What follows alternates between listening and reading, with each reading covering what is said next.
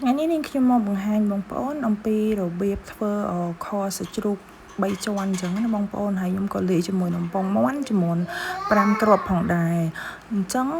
សាច់ជ្រូកនឹងយើងហាន់កង់ទូចៗល្មមទៅតែមុនពេលដែលចម្អិនហ្នឹងគឺខ្ញុំយកពងមាន់ដែលយើងបានបកហើយហ្នឹងយកមករំលែងជាមួយនឹងប្រេងឆាដើម្បីឲ្យវាឈ្ងុយខាងក្រៅអញ្ចឹងណាបងប្អូនហើយខ្លាញ់នៅសតហ្នឹងគឺខ្ញុំបានដាក់ជាមួយស្ករត្នោតដើម្បីរំលែងឲ្យវាឡើងជើងក្រងទើបយើងចាក់ជាមួយសាច់ជ្រូក3ជាន់ដែលយើងបានហាន់ហ្នឹងហើយយើងក៏អត់ភ្លេចថែមជាមួយនឹងស្លឹកឈ្ងុយហើយនឹងឈើអែមនេះដើម្បីឲ្យខរបស់យើងកាន់តែមានរសជាតិឈ្ងុយឆ្ងាញ់ហើយយើងបន្ថែមជាមួយនឹងប្រេងខ្យងទឹកត្រីទឹកស៊ីអ៊ីវបន្តិចហើយនឹងទឹកស៊ីអ៊ីវខាប់ដើម្បីឲ្យវាមានពណ៌ស្អាតអញ្ចឹងណាបងប្អូនហ្នឹងហើយអញ្ចឹងគឺពេលដែលយើងដាក់គ្រឿងសព្វហើយយើងកូរវាឲ្យសព្វអញ្ចឹងមកហើយយើងរំងាស់វាមួយសន្ទុះអញ្ចឹងណាតែក៏អត់ភ្លេចបន្ថែមជាមួយនឹងម្សៅស៊ុបដែរហើយបន្ទាប់ពីយើងរំងាស់វាមកស្ទុះមកយើងក៏ចាក់នៅពងមាន់ដែលយើងបាន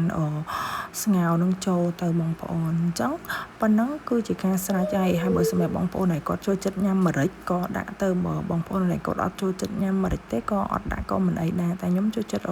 ក្លិនម្រេចបងប្អូនវាឈ្ងុយអញ្ចឹងណាហើយវាកាត់ឆ្អាបផងដែរអញ្ចឹងគឺយើងរំងាស់ឲ្យ